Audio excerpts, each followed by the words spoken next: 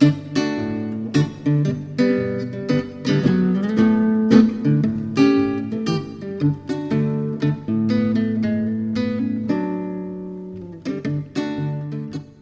to All Right in Sin City, a podcast about writers and writing in the Windsor-Detroit region. Your podcasters today are Irene Moore-Davis, author, educator, and local historian.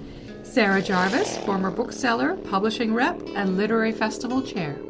and me, Kim Conklin, Windsor-based writer and filmmaker.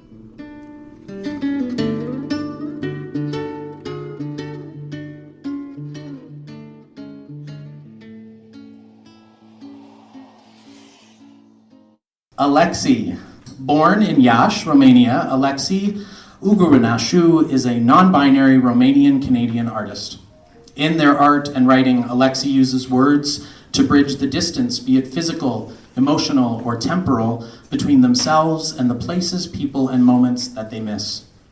Alexei's work has appeared in print journals such as Exile Quarterly, as well as in exhibitions at the Arts Council Windsor and Region. They are a co-founder and co-editor of the Spot On Artist Interview Series, and they have editing and publishing experience from internships with publishers such as Black Moss Press. They have served as a member and contributor to the Arts Council Windsor and Region's Vanguard Youth Arts Collective, working on several projects that engaged youth through the arts and writing. Alexei has volunteered with ArtSite Inc. in downtown Windsor, helping to install artworks and assisting with exhibitions with the Humanities Research Group at the University of Windsor, serving as an undergraduate student representative on the advisory board, and being named a two-time finalist of the Y Humanities contest. And they participated in several Toronto-based arts and culture events and initiatives prior to arriving in Windsor. During their position as Youth Poet Laureate, Alexei hosted a monthly virtual series called First Impressions.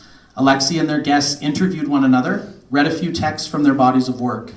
Entering the talks with limited knowledge of each other's stories, life, passions, and writings, Alexei and their guests aimed to simultaneously display and transcend first impressions through the questions and words that they shared with each other and their audience. These things were watched by a lot of people. When Alexei first presented the idea to me, I said, of course, it's the pandemic, everything's online, let's do it. I don't think either of us knew that there would be so many people tuning in, that they'd be watched so often afterwards. And if you're wondering about the impact of them, the folks that you interviewed, the youth writers, most of them are in the room tonight. And I think that's, it says something about who you are and how you do what you do, that they are here to read tonight as a send-off to you after you gave them a platform that maybe they didn't have prior to you being in this role. So kudos to you, that's how it's supposed to work. Alexei led writing workshops both in person and online, and a local writing group called the Windsor Warblings that has enough poems written to publish an anthology, if any publishers are interested. Alexei recently graduated from the University of Windsor with an honors BA in English Language and Literature and Philosophy. They graduated with great distinction, the President's Medal, and a few other awards and medals. Alexei's research interests include romantic literature, existentialist philosophy, and indigenous literatures and philosophies. They plan to teach English as a foreign or second language abroad. Without further ado, Alexei. Hello, hello. Thank you so much, Christopher. And thank you everyone for coming out tonight. Before we continue, I would like to remind everyone that tonight's reading takes place on the traditional territory of the Free Fires Confederacy of First Nations, which includes the Ojibwe, the Ottawa, and the Potawatomi. It is our responsibility to protect this land and all the beings with whom we share it, and to recognize that many of the privileges we share today have unjust origins. We cannot repeat the errors of those who came before us. We must ensure that future generations can continue healing this land. I am so happy to see so many dear friends, and I'm pumped for the exciting lineup of poets and writers who will share their words with us tonight. And tonight, of course, is my final reading in Windsor for the foreseeable future. It is also a celebration of Windsor's youth and emerging writers, and a showcase of the exciting talent that lives here. So, let's hear it for the first reader tonight. Victoria Hecnar is an Indigenous writer and a member of the Ojibwe Nation in Saskatchewan. She's currently studying English literature and creative writing with a minor in Indigenous Studies at the University of Windsor. Victoria previously attended St. Clair College to obtain a diploma in early childhood education, and she's currently employed as a registered early childhood educator. During her free time, Victoria plays video games, writes a lifestyle blog, and enjoys spending time with her cat. I met Victoria just a few months ago at a book launch, and she was soon after a guest on First Impressions. We had personal and difficult conversations about culture, our connections to our respective cultures, and the obstacles we may encounter as we navigate our lived experiences. Tonight, I'm grateful to invite Victoria Hecnar to share some of her work with us. Victoria. All right, good evening, everyone. This is the second time in a week that I've been asked to go first without being prepared, and I'm still not used to it. And I do have another confession to make. Admittedly, I wrote one of these poems about an hour before I came tonight, and I won't tell you which is which, so you'll have to guess. So I'm going to share two poems with you tonight, and the first one is called Old House on Kildare Road. The old house on Kildare Road stood proud that night, just as it had every night since 1892. Fish scales, shingles wrap around its exterior, stained glass windows reflect the light of a full moon. The ornamental woodwork embellishes the classic architecture of a home dearly loved by many throughout the years.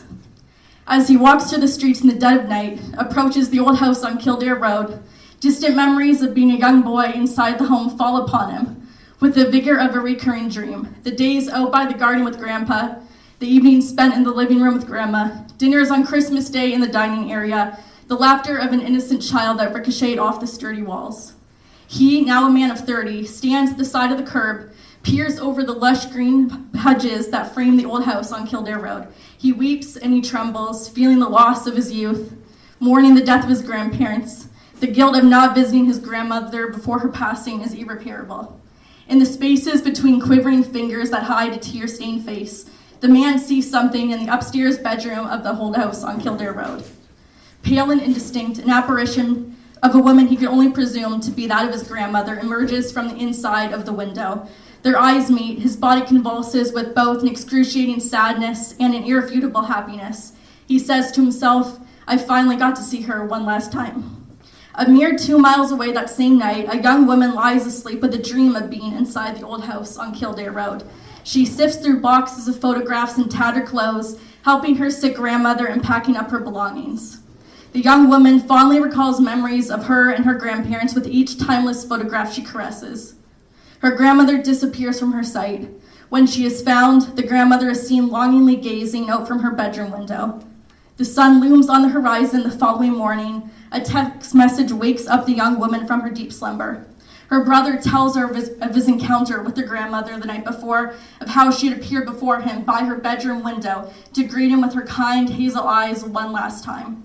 Cold shivers spread across her arms, her legs, her chest, as she remembers her own visions of her grandmother. They do not chalk it up to coincidence, nor do they understand the meaning of arriving at the old house on Kildare Road the same evening. Perhaps their grandmother, too, wanted one final goodbye. Homebound, a few dollars in my pocket. Westbound, bitter wind smacks my face, pushing forwards to the land of my ancestors. Sacred ground, precious earth, enveloped by the footprints of my tribe from members both present and past. Painful history of decolonization coexists with the resilience of a proud people, ingrained permanently deep within the dirt. A symphony of voices arise to say hello, surrounded by sage and soil, heard amidst a silence loud enough to split an ear. Day creeps into dusk, an evening sky creeps black. The choir continues to enthrall, growing louder with each echo. Tanzi, welcome. My ancestors speak to me, reaching out to the descendants of those who came after them. One tells me, touch the land. Another speaks, inspire future generations. One says, immerse yourself within the culture. A voice chants, protect the territory by respecting it and all which it provides for us. Tell their stories, make them proud. Reunited with family, a beautiful culture, an empowered nation that permeates my soul with utmost pride. The feathers on my moccasins brush against the surface of the earth, and I am home. Thank you. He comes from Makakoba, Bulawayo, Zimbabwe. He's a spoken word artist, storyteller, youth mentor, grassroots community organizer, and mental wellness advocate. His spoken word name is Zokhonto, which happens to be his bloodline's totem. Some of his recent publications include Best New African Poets 2019 Anthology by Moanaka Media and Publishing, and Ipikai Poetry Journal inaugural edition, among others. I think the first time I shared space with Mbonisi, it was virtually for a Zoom arts workshop or webinar, and I've been fortunate to continue crossing paths with him ever since. He has consistently watched and supported my First Impressions shows and other initiatives, and I'm always happy to see his work come up on my timeline as well. We were also finally able to meet in person for the first time at Artside during one of our community connectors, where we played the drums and shared poems with the group. Please give a warm and loving welcome to Mbonisi Zikhali.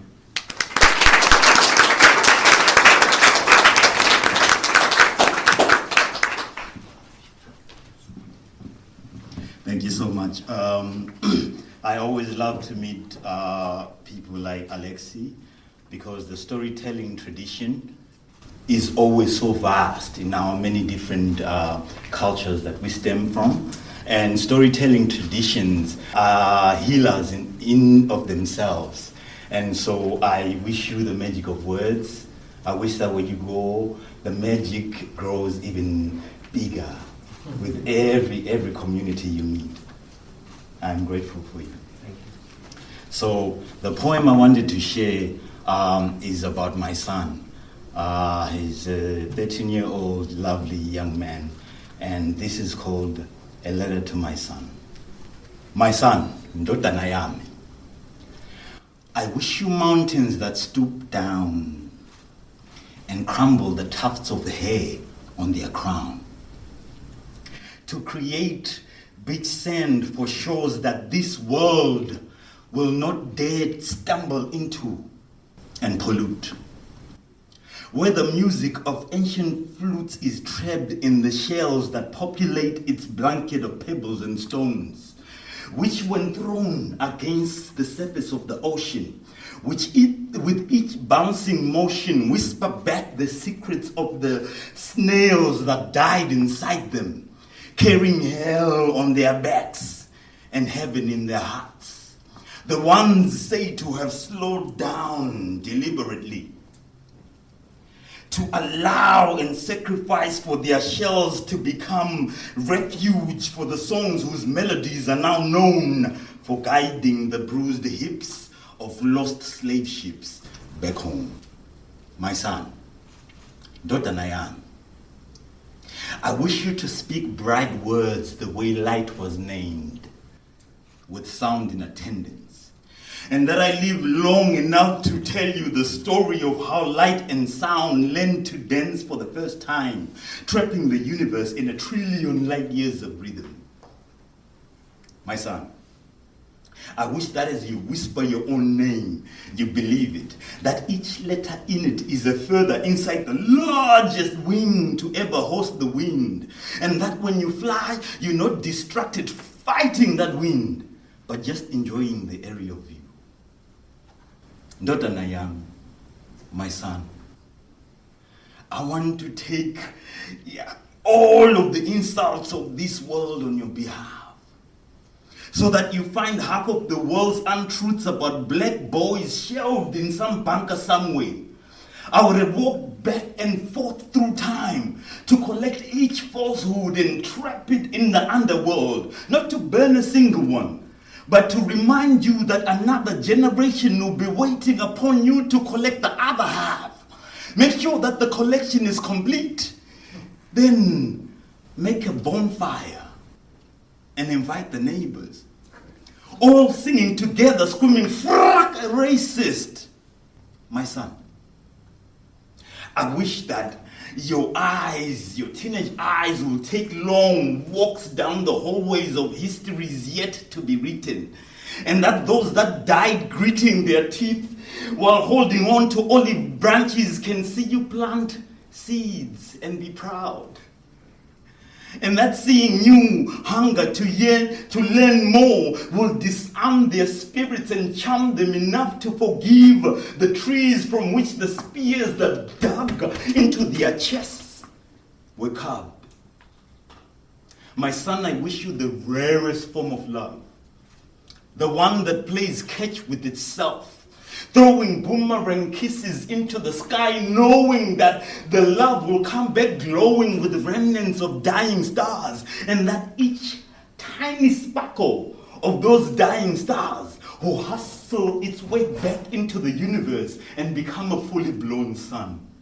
My son, I want you to know that the hourglass is a desert of seconds, ticking away until you are brave enough to shatter that glass and find water.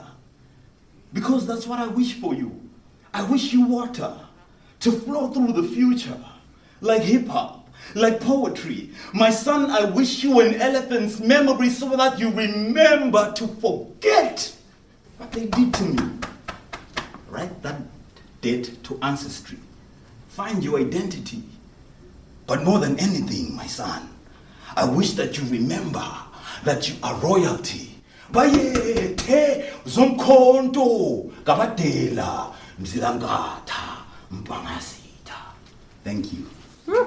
Thank you so much, Mbonisi. Next, Serafina Piasentin is a third-year student at the University of Windsor, enrolled in English literature and creative writing. Her passion for fiction and poetry has resulted in multiple anthologized publications. She's the author of 4 novels, and she's seeking to publish her debut novel. Besides reading and writing literature, Serafina also crochets, plays piano, and works as a lifeguard. Serafina and I were classmates for a semester, and once we've become friends and started reading each other's writing, we've been supportive of each other ever since. Her passion and commitment for the literary arts often inspires me to keep going. In both friendship and mentorship, Serafina reminds me that there is more to writing than just writing. There is soul too. Give it up for Serafina Piasentin. Thank you. Like Alexei mentioned, I am leaving as well. So a lot of these poems are about leaving. So I thought that was pretty fitting. So this first poem is called Last. I wrote this about 3 days ago, I believe. So bear with me. We lost into the last crescent moon sets, an unstained pen jotting the horizon. Out pours all. Blushing skies, untethered canoe, turtle family of 9 or more, fur guards shielding emerald blue ripples, white-capped and white fish. Claw clip fastens, makes us look older. We lost into the last, memories whittled, under big dip stars and stomach ache hikes. In 0.5 shutters, we redshift along long arms. Beneath twirling mist, breath-stealing dragonfly landing pads, waterfall swims. We do what we will not be able to later. Push. Push myself to submerge, to step, to sleep. With the raven at my back and our canoes gone, they went to dream. We last into the last push, the last plunge, the last perch is caught. We last through moss beds and daisy ears, canola fields and push and glide canoes. Through cool lagoons and unsalted fries, open-mouthed pottery frogs and glass shatter bridge. We last until painted sky, then we change. Moonlit words reflected in spilled ink in a language that only lasted in a dream. All right, this next poem was written pretty recently as well. Most of these are very new. And this is what I was beginning to pack for leaving and kind of putting my whole life into a suitcase. So this is more of a melancholic turn on going away. The leaving. Waiting for every garment to be out of the laundry at the same time. Folding every goodbye into a letter. Tossing every hello like expired eggs, hoping they don't break. Sit atop the suitcase. Zip, cram, life inside. Mess piled within my room, once so organized. Countdown to long distance, to love stretched like dough. Waiting for the last dip of lips, will we know? Planning final gatherings with the people I love most. Packing hearts with memories to last 8 months. Now I'm faced with endless more, faceless faces, black canvas walls, white wings taking me to a world I've only seen written down. a week, and there won't be homemade cookies waiting for me at home. I will end on a slightly happier note. So this is more about finding your place in the natural world, about belonging. It's more so the sweet part of leaving, the finding. This is called population. Here, daisy seeds must rain from clouds. A giant gardener must trim the island trees, daisies popping between poplar. Barks, cream soda, can't open or pop. We mustn't be allowed to belong. We are rock throwers, teeth snappers, flower pickers. There is no way, no place. Yet the turtles pop their heads through lily pads and beg us for bread. In the shadow of the giant gardener, there is room, and 2 kayaks, pushing, flowing, circling the island. Water pops beneath rivets, gets stuck on rocks. We stick out with our painted green thumbs. Drag each kayak, flatten the daisies. Return to breathless bass. We take, we can't belong. Yet the turtles open their mouths to me. The river tugs at our kayaks. The pop goes in the recycle. Here, a seed falls from the gardener's hand. A daisy blooms around our hearts. We give in growth. We must belong. We give in awe. We must be one. The turtles agree. Thank you.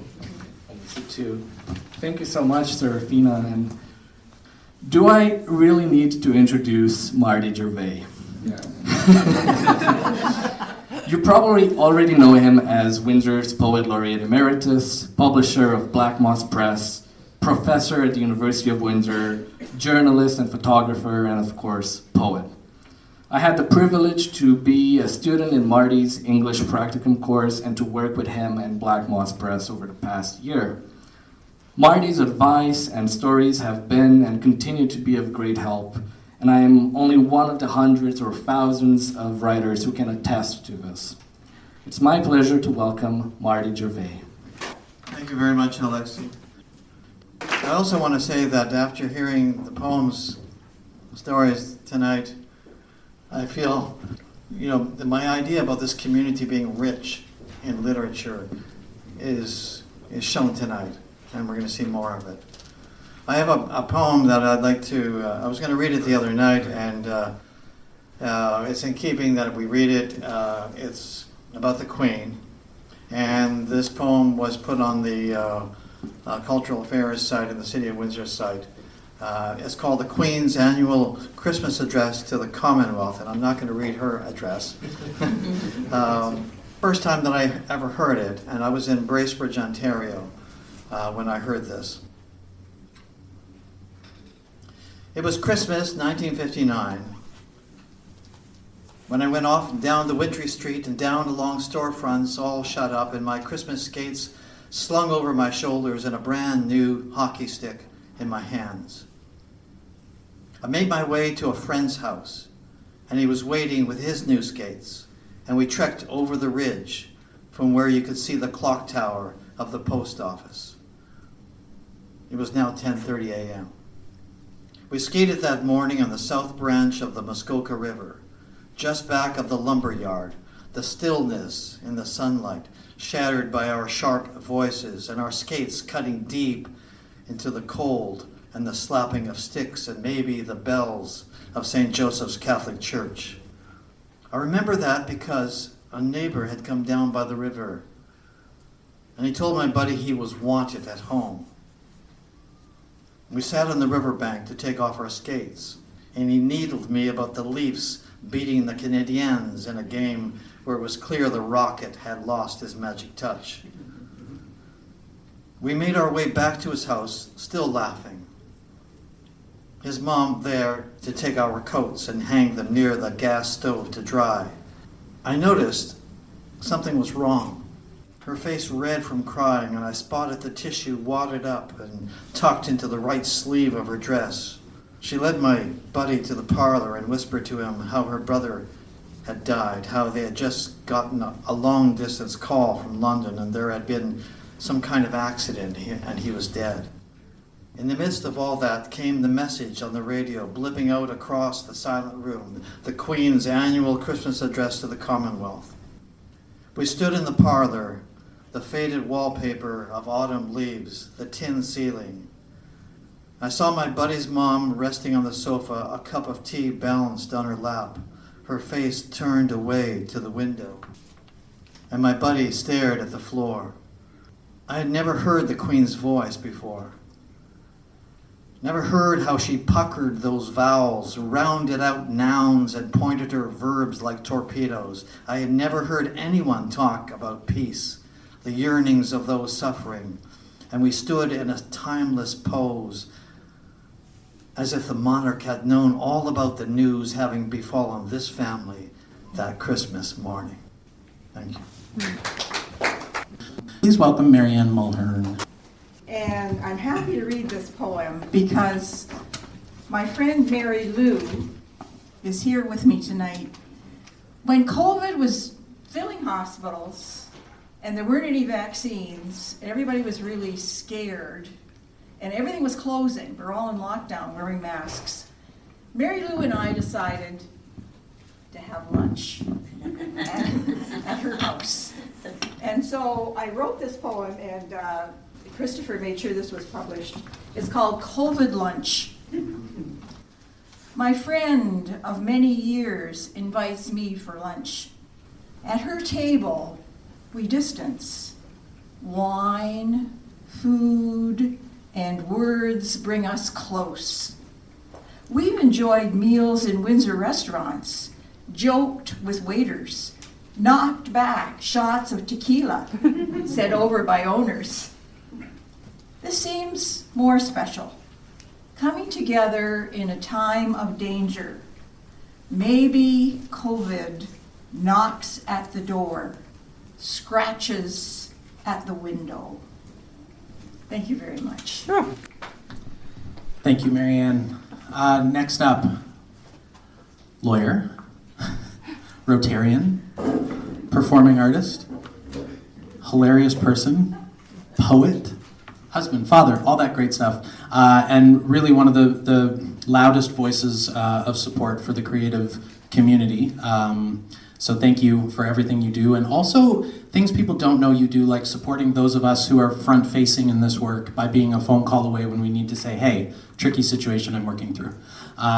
So Peter Hrastovec here tonight with his lovely wife Denise. The support from the two of you for everything that we do is, it means a lot. So thank you both. Peter, come on up. Thanks, Chris. Really appreciate the introduction. In honor of Alexei, I'm going to read a poem about a poet. And this is a postcard that I got in a bookstore many years ago of the fabulous American poet Robert Lowell, who I adore. And it's a picture, a photograph of him just sitting there smirking and with a cigarette burning. And I don't know what's going on, you know, what he's looking at, but it's just a wonderful, wonderful photograph, at least for me. And I keep it in my office. It says Robert Lowell, New York City, 1968, photographed by Jill Crements. And we lost him too soon. He died in the back of a cab in New York many, many years ago. But his writing lives on. So I wrote this poem in honor of this postcard, and it's about poets, so for Lexi. Poet on a postcard, after a photo by Jill Crements. Robert Lowell smiles coyly, cigarette in hands folded neatly on his knee, as he listens to someone or something beyond the camera lens. He sits, as he has sat, for several months, striking a pose on my desk, surrounded by a hodgepodge of books that are exchanged, reshelved, or placed elsewhere in our rambling space. He rarely moves. The photograph turned postcard, a bookstore purchase for 50 cents, showing the icon in New York City, 1968, was used appropriately as a bookmark before misplaced with various memorabilia in a drawer of forgotten things, finally given new life. An ad hoc memorial to the poet, whose ode to skunks comes to mind when the lurid autumnal air packs a pungent punch, and the fear that keeps us cowering indoors lurks outside in the hedgerow, caging us in our deliberate confinement, reason enough to give thought to sending this postcard just to say hello, or as a warning to be wary of the air that we breathe. Given the chance to tell this story, I wonder if I could have made the dead poet smirk, perhaps prevent his fatal heart attack, in a taxi that swerved to avoid stinkers and other predators. Thank you. My last poem is a love poem. And it's a poem that's very important to me. It's very important to the people that I love, the people that I surround myself. And hopefully it's a poem that you'll embrace too, because, you know, all of us have loved and we've lost people in our lives, and we continue to love thereafter, and we remember them. So this is a poem that I wrote in honor of my in-laws. We celebrated at the time their 60th wedding anniversary. And my mother-in-law, Teresa's here. And as I told people that day at their anniversary party, I've known my mother-in-law as a mother longer than my own mother in my life. And that's how I feel about her, and I love her deeply. And we had date night tonight, my wife and my mother-in-law, we went out tonight. And the reason why the two of us went out, we lost Blaze, who I write about here, in June. And we hold him in our hearts. And this poem was written for them and in honor of Blaze. He's in the room. The poem is called Hands, for Blaze and Teresa May on their 60th wedding anniversary. They hold hands, husband and wife, lover and friend. They hold hands with age-curved fingers that mesh knowingly. They hold hands by habit and experience, like drawing a breath. His hands rolled paint, swung milk cartons from a truck, push-broomed classrooms clean. Her hands cooked and baked, and canned and baked, and chopped and baked. His hands built houses, tool sheds, porch swings, and tin can airplanes by the dozens. Her hands worked, sewed and organized, wrote letters and cards, healed, held, and loved. His hands made ice rinks in season and tended brilliant gardens filled with flowers he'd hand-cut and give to her. Her hands always accepted his gifts. Her hands held him close as they danced a lifetime. They continue to hold hands, as in their youth, now using hands to steady each other. They hold hands, inseparable in devotion, letting go only to fold in silent prayer. As we hold hands, to emulate their simple life lesson that together we are stronger and should never let go. Hello again. Wow, what can I say? Thank you so much, Marianne and Peter. I've had many brunches and lunches with Marianne over the past year, and I've enjoyed all of our conversations and learning so much from your stories. And Peter, I was going to bring this up a bit later in the evening, but 12 years ago on this very night, I was in a plane descending towards Toronto for the first time. So this is also my 12-year anniversary of being in the country. Thank you. All right, so next we have Chidera Ikewibe, also known as Chi Ike, is an Igbo-Nigerian-Canadian artist and poet whose work often combines her experiences and cultural identity. Her works often incorporate Nsibidi, an ideographic or pictographic writing system from the southeastern region of Nigeria. Chidera was the OECTA winner for the senior playwriting competition in 2018 for a play she wrote about the Nigerian Civil War. When she is not making art, she can be found listening to Kendrick Lamar, Koji Radical, Fela, and FKA Twigs, whom she cites as poetic inspirations. Her work always feels like a breath of fresh air, from her process of playwriting to her podcast, University Redacted, and to poem statuettes she crafts herself. Chidera is a true Renaissance woman, and I never know what to expect she will do next, but I know it will be awesome and inspiring.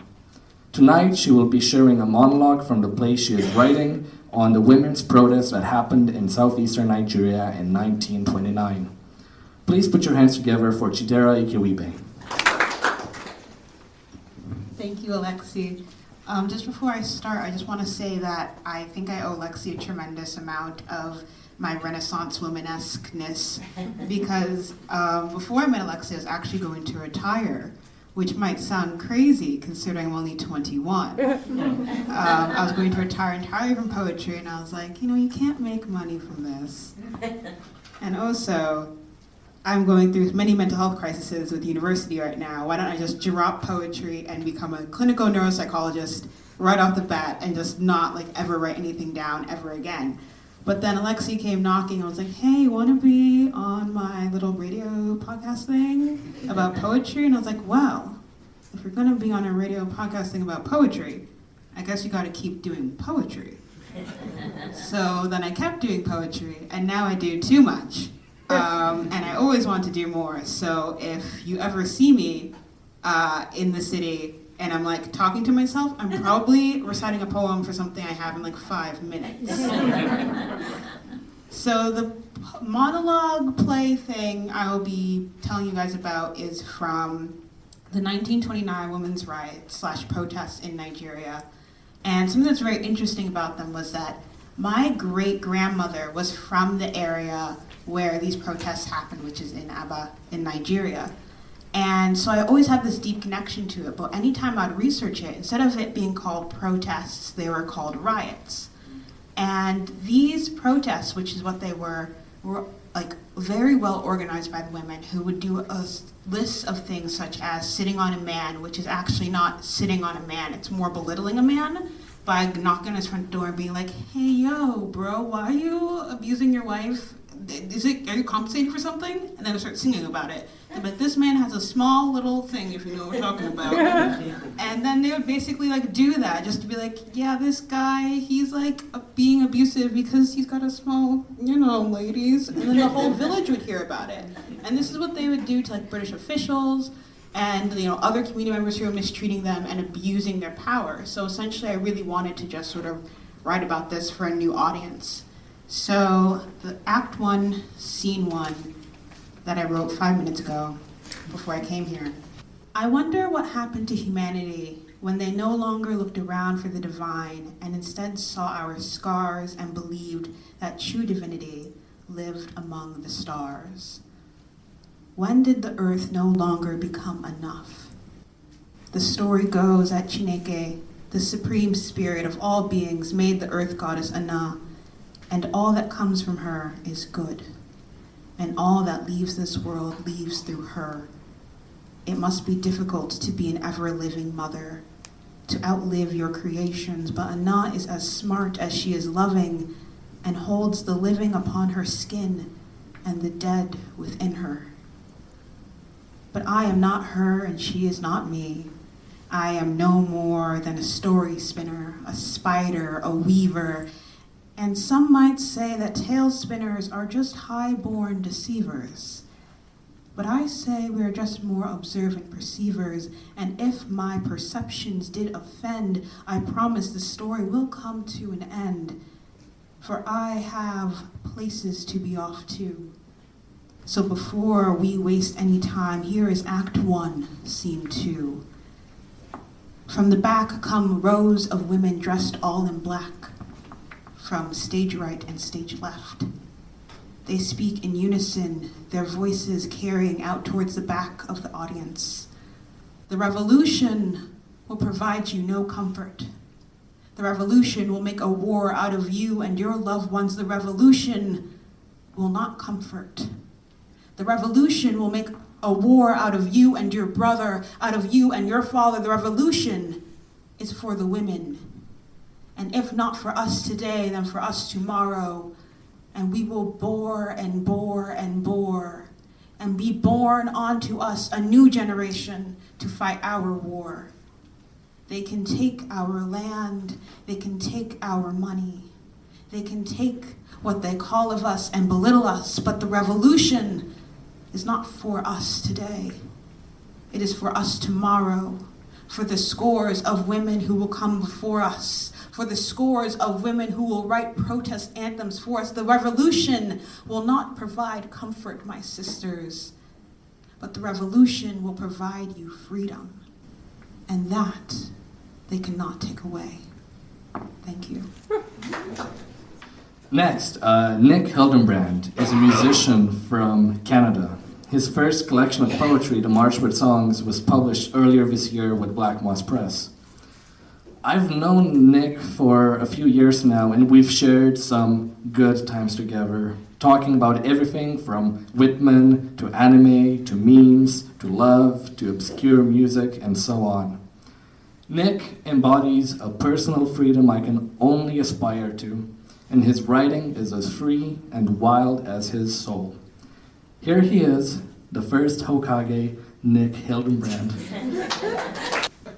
That introduction was wild, and thanks for inviting me to read.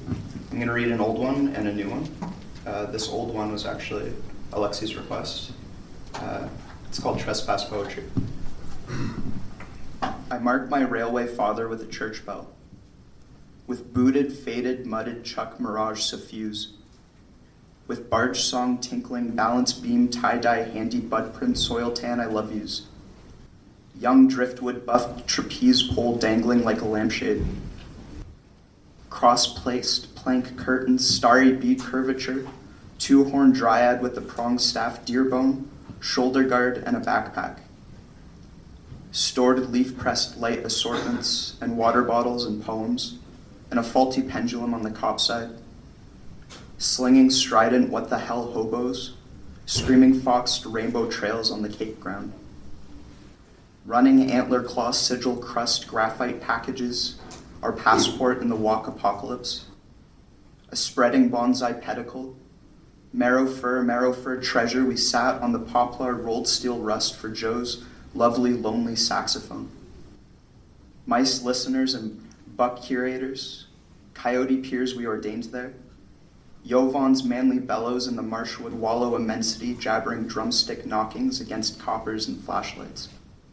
Eloping in the Georgic, loping past the pass sign, observing aeroplane bugs like comet darts burning, doe-eyed brothers gatekeeping at grade school soccer nets across the road, our entrance to the Lark, shouting the former grass-haired girl that wept by the wine bottle, purple-housed and checker-souled and beautiful, inscribing the bustling tract where I picture her golden wheat-shear face, Fenhill thrones of strewn cinder, thermos coffee, and hawk swells in the rinds of stumps.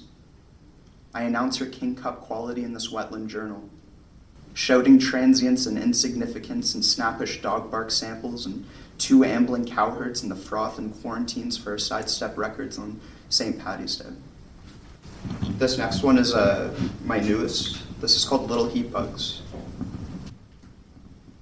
We glanced up toward the footpath eve like crumpled time Vitarka, resounding for an image, pinching buds of sorrel, cattail carpet sprigs that root from planted match grip, milkweed pins sprouting bushel hills, effluent spokes of melted plume ash, lucerne flecks for deer nest arcs, alfalfa rings, stretching down the crested stand, past the plateau pond, whose refulgent schools were waving hands of children, stonewort clouds that shine with copper arrows, protoleaf, fish-shaped, and the split-roof cabin, the pellucid form of crumbled road, where someone's license shot through seedbed, projected through time, sown one cycled summer, outlined still in sinking suns, the ebbing flow of threads and fabrics, exalting our natures, attuned to the sorbet sky.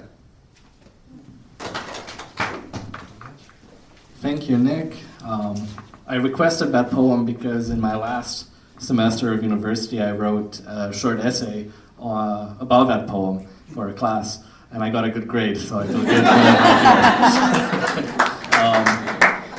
I'd like to welcome Jade Wallace. Their debut solo full-length poetry collection, Love is a Place But You Cannot Live There, is forthcoming from Guernica Editions in 2023. They are currently the reviews editor for Carousel and co-founder of the collaborative writing entity Made, whose debut collaborative full-length poetry collection, Zoo, that's Zoo with 2 Zs, is forthcoming from Palimpsest Press in 2025. Jade and I both received grants from the Arts, Culture and Heritage Fund at the beginning of COVID, and that's how I first came across their work, a Southern Ontario Gothic tour. And I've been keeping up with their work and Mate's work, and they always blow my mind and help me look at things in ways I never imagined before, which is precisely what poetry can do. But I'll let them show you. Here is Jade Wallace.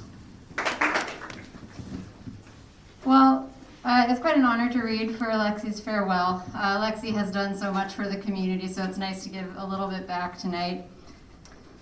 So, because often in our conversations we've talked about a lot of philosophy and abstraction and conceptualism. So I wanted to read kind of a difficult poem. I wouldn't normally read it at a poetry reading. Usually try to do something mildly accessible, but none of that tonight. And it's also a poem that's very much about the kind of work that is slow and takes sometimes centuries, and that really does take a whole group of people to make work, which I thought would be appropriate for you. This is called We Have Made White Horses From. We have made white horses from salt water. They gallop across the sea, crested by the crisp foam of their manes. They stagger up the shores of the continents, leaving half-finished horseshoe loops of morticnia on the sand. We have made white horses from ether, tail raised like a flag, limbs sprung like semaphore arms. Words stiffen if they stay in one place. We have to let them shift, slip free. A lone horse multiplies in metaphor, a wandering point from which we navigate. We have made white horses from petals. In her hiding place, a girl contemplates the coarse limbs of the horse chestnut tree, coned with pale flowers. She says, "As long as this exists, I may live to see it." An auspice of happiness for a child trapped by the war upon her doorstep. Also the forecast of her catastrophe. Infectious cruelty will endure and find her out. What is coming for us? Gulls drift past the window, formless as clouds over the ocean. We have made white horses from disease. A messiah implies an antithesis. Both move over the land like a plague. We each dream that we are one of them, tightening the reins as our ash-gray mounts mince skittishly over bones. Awake, we walk on the skulls of our forerunners, their DNA crushed into the substrate. Count the found, guess at the lost. Life is never cheap. We pay dearly for what we take. We have made white horses from chalk. Whoever did this, dug the equine trenches in the topsoil, filled the void with crumpled stone that glowed ghostly against the insistent green of the living hillside. They were forgotten. Slowly or all at once, sometime over the last 3,000 years, while we went on adoring the mysterious geoglyph they left behind, showering it in ceremonies of renewal. Their horse swells with the sum of lessons it can teach us. You see more clearly from afar than from above, or that which is not worked on will be lost. If we do not tend to them, this tricksy horse and its clever replicas spread across 4 continents can easily climb up or creep down their slopes until their tails are entirely out of our sight. We must brush debris from brackish manes and make a promise to ourselves to bear the dead into the future on the backs of their nameless labors. Over our heads, the shifty clouds ask, "If you are so tired, why do you want to live forever?" Thank you. Thank you so much, Jade. My book is about fathers and sons. My own father, who I lost last year to dementia, Parkinson's, and COPD, and my journey to adopting my son that my husband and I brought into our lives 5 years ago. I'm going to share one poem with you tonight. It is called I Find My Father Again. I am at the aquarium with my family. In the twisted paths of the Jellies Gallery, alien creatures propelled through backlit tanks, stinging tentacles reaching for the glass, for us. My son's voice, quiet in the dark. Where do we go when we die? I can't answer him, I don't know. I've pushed this question away since Dad left, disappeared, stopped, released. I gather my son to me, lose myself in the shifting patterns of the jellyfish before us just beyond the barrier, at the mercy of the water, the push and pull of currents, bodies shaped to ride the waves to survive the crash, floating brains with tendrils that reach out for connection. 3 come together, swim apart, entwined even as they separate, like memories that hold on, let go, that burst alive as lights hit them, blink out when shadows shift. They are ancient and magnificent, predate dinosaurs and man, came before families and funerals, before dementia and disease, before adoption and identity, before all of us and these lives we live. I watch them and see us. My father, me, my son, linked, safe, no matter the water's flow. Where do we go when we die? He asks again. And I catch our reflections in the glass, catch his eyes with my own, touch my finger to his forehead. Here, I tell him quietly, then press my hand to his heart, and here. Thank you. Thank you so much. All right, so I will start with a poem from Walk in the Woods. I have 2 poems in this collection, and I'll read one of them. We're both on the same page, so it's easy to remember, 41. All right, this one is called Hollow. The first snow of the season, the wet kind that rests on baby hairs, like ghosts in the corner of your eye. Pan and Coyote meet in the park. They pass by deer and ghosts of deer, birds and fallen trees. Roots trace the path from soil to light, now unearthed. A natural ladder forms at the base like a deformed spinning top. Pan lights up and Coyote investigates a history of mud, leaves, sticks, the architecture of early frost. Every now and then, a hollow reveals its mysteries. Portals open to underworlds built from the skeletons of leaves. That's a poem. Nature, as you may notice in the poems I'll read tonight, is one of my main sources of inspiration. What fascinates me the most is observing and comparing nature in the many different places where I've lived and traveled. And parks such as Ojibwe Park are one of my favorite places to explore wherever I go. Next poem is dedicated to parks in Canada, Romania, and even the US. It's called Mahogany. You said I smell like mahogany teakwood candles, smooth luster pressed against your marble. Shower chair philosophy followed by metaphysical therapy in the park. One day my name on a bench too. In lieu of Copeau afternoons, now Willistead will do.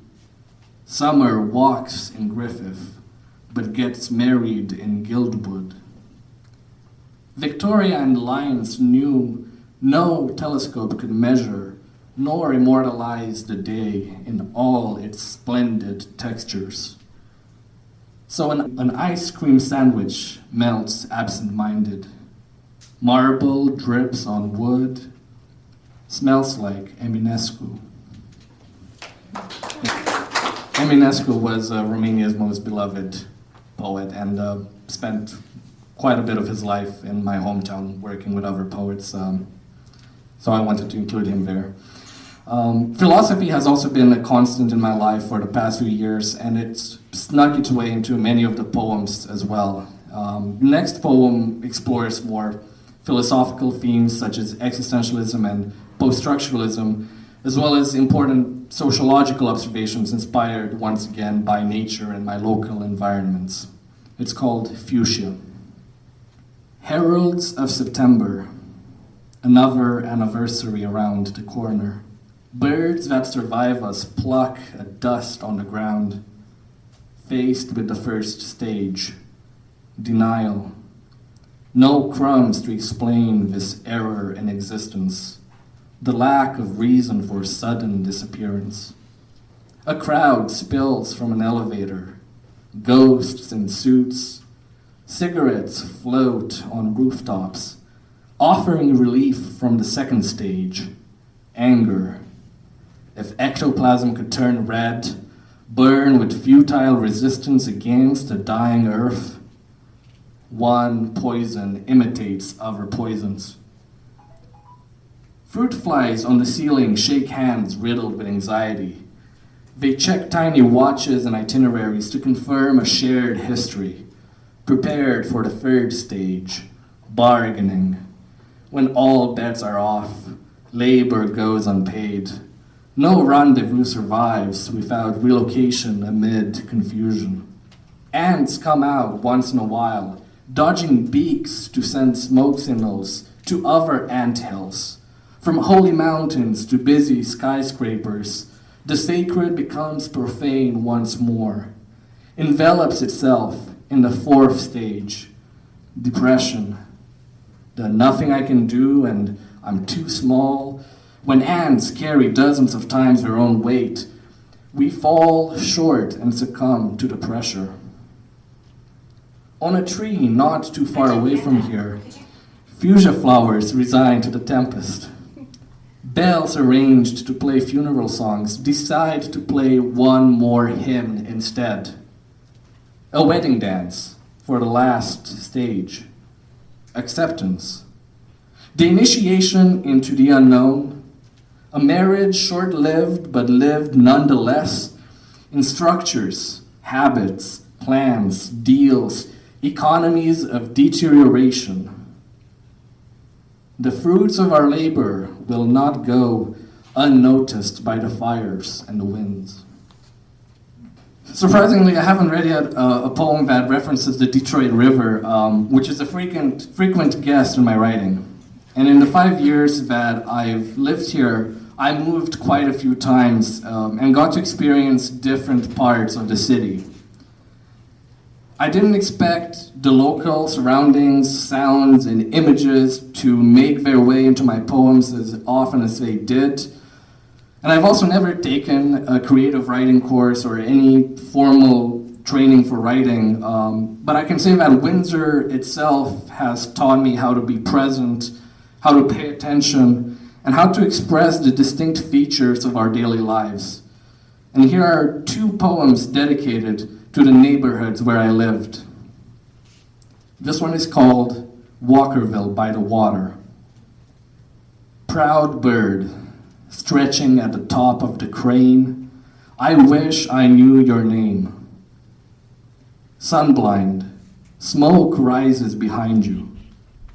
Look what you've done. A shirtless man on a bike takes the shortest detour to pat the statue's back at the firefighter memorial. Traces of riverside sulfur mix with the distillery smell of rye. That's how you can tell Walkerville by the water. Seagulls practice flying against the wind when a jet ski bursts through their colony, forcing them to flight. All the half-hidden coves where lovers picnic and children play with sticks store whispers under the stones, ready to release them for the occasional lonely diner. In the time it takes waves to travel from ships to the shore, or for 24 street lamps to reflect cages in the water, you notice the perfect absence of abundance at nighttime. And the other one is called Lights in Sandwich, where I lived, I think, for 4 years, especially when I was in university. I map Sandwich between 2 lights. To the east, the Ambassador Bridge, its imposing red sign, and smaller white lights flow from it. To the west, an orange, pulsing cloud of smoke rises from Zug Island. We live beneath these lights, and every night the lights observe us. while a third, smaller light, a white neon sign on a windmill, says, "All we are is all we were." When I walk home in the evening, or when I meet my friends at a bar on Sandwich Street, my eyes meet the orange cloud or the bridge's sign. But they are not guiding lights. Under the bridge, the barren side of Indian Road feels darker than the inside of the bar. Lights go on and off in Sandwich. People move in and out. But these three lights remain. The windmill sign reminds me of who I was. Sandwich is part of all I am, and its lights will always be a glimmer in my eyes. And when I eventually moved from Sandwich to Walkerville on the final night, and my friend Logan Teslin is here, he helped me move, not just at one time, but many times since. I don't drive. While we were leaving Sandwich for the last time while I was living there, it was nighttime, early evening, and as we got to the bridge, 3 of the streetlights were just flickering wildly, and I had never seen it happen before. I might have seen one flickering once in a while, but there were just 3 going off, and it felt like Sandwich was saying goodbye to me. So I'm really grateful for that, and I'm grateful, of course, to the city of Windsor for granting me this role and transforming my last year in Windsor into a truly unforgettable time in my life. The role has provided me opportunities for growth, as well as the guidance and, most importantly, friendship of so many wonderful people. I'd like to thank everyone who has read tonight and all the other writers I've had the privilege to work with in the past years. Also watching from somewhere is my dad, Caesar, who passed on 2 years ago in Romania. And the following 2 poems are for him. This one is called Sacred Bonds. One time on a road trip, my grandpa stopped the car so we could inspect a strange fence in the middle of nowhere. It was a cemetery. A plaque told the tragedy of Sarmashu, where 126 Jewish villagers were massacred and thrown into communal graves they had to dig themselves. My other grandpa was a holy man in socialist Romania. I keep a picture of him in my wallet because people say he looked like Rasputin, with his beard and bold stare. Before that, he was an engineer at one of the plants in Brașov, where he built planes while the country was occupied by the Axis powers. He probably didn't know about Sarmashu or the dozens of other massacres. My father always praised his skills both as priest and engineer. When he preached, he was a sorcerer healing people with his words, while his hands retained the memory of steel parts passing between them. My father never told me where his father is buried. I imagine his in a normal cemetery, surrounded by other priests, each atoning for their own sins. And the other poem is called You'll Live Here. The last time I called you, Dad, my uncle picked up the phone. He had just called an ambulance for you. I used to joke that I'd meet my brother for the first time at your funeral. The lockdowns kept me from going, and he didn't bother to see you either. A few years ago, you showed me where your grave will be, next to your mother's. We sat behind it and you told me stories from your youth. For 3 days, your family hid in a forest full of shrapnel-torn bodies when the Americans bombed Brașov in 1944. You were 7 years old. Your father became a priest in Iași, where you eventually met my mother. That was only after you had met 2 other women before her. All the kids at school thought you were my grandfather.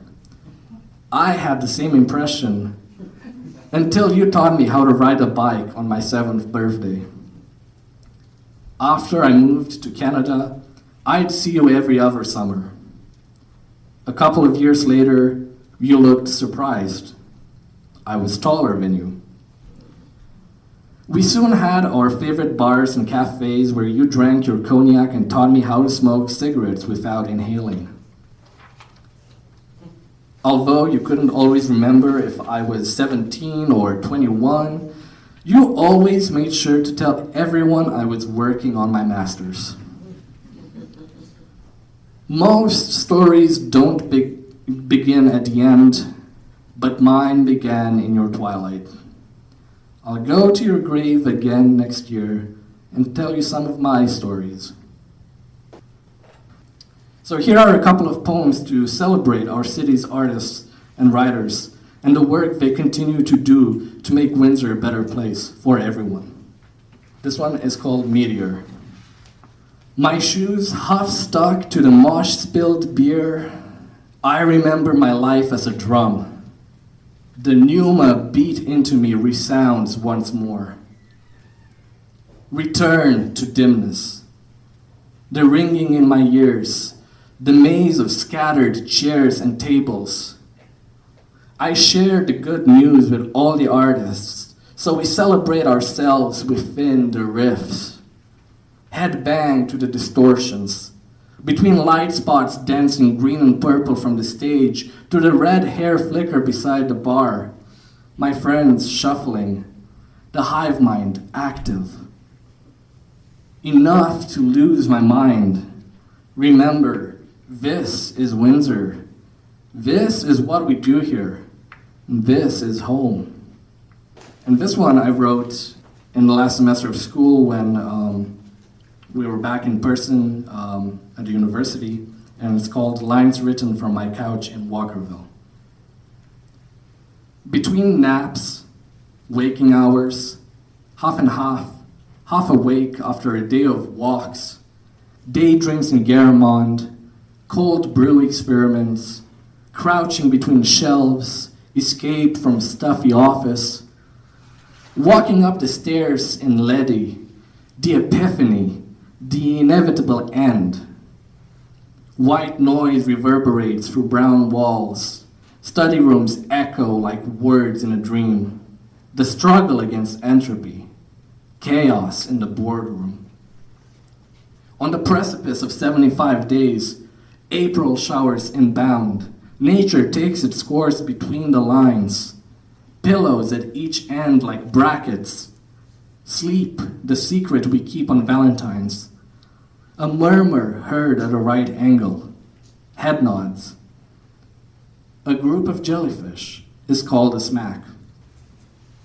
The next 2 poems are not about Windsor, but they're about the places that I carry with me. The first one is called Details, and I wrote it towards the end of a trip down the West Coast a few years ago. A book in Chicago. Sunflowers on the table. The same book on a beach in Santa Monica. The first goodbye. Sunburn on my back at a bar in Denver. Grant says it will peel by the grace of God. My first time trying biscuits and gravy. Crossing borders disguised as a writer. A genealogy test from my uncle tells me who I'm supposed to be. Not that it matters. Postcard from Seattle. Guiding the blind clerk's hand toward the card, he asks and I tell him it's a picture of fireworks. 4th of July show with strangers. 3 weeks later, my mom holds my hand in La Ronde. We watch the sky explode in a fury of marvel and colors. Linden in my arms on the Canadian. The secret of lights playing at nighttime next to the train. The mountains surround us alone in the restaurant car. Handwritten notes on the train to LA. Brooke says she's a snake in the Chinese zodiac. Forests turn to deserts, turn to ocean, turn to me.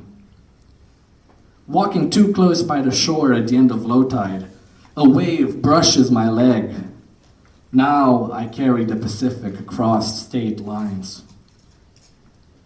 Between the beach and the forest, a tent. The ground shakes with every crashing wave, rocking me to sleep. Bug bites on my arms itch next to a new tattoo, the results of catching a travel bug in Ferndale. A book in Chicago. Sunflower seeds under my skin, shedding memories like pages from forgotten novels. And this one is called Home Eventually, which was featured in an online zine for one of the Arts Council's exhibitions last September.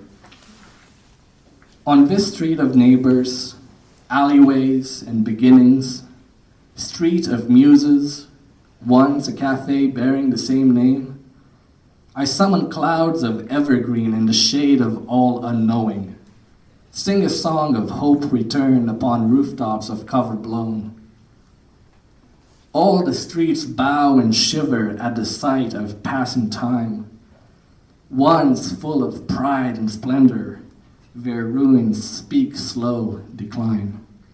God only knows how many prayers took like rockets to the sky to bring back home the people who found their shelter outside. My steps spell uncertainty with every road I take, until I'll wander back to Yash. I'll be home eventually.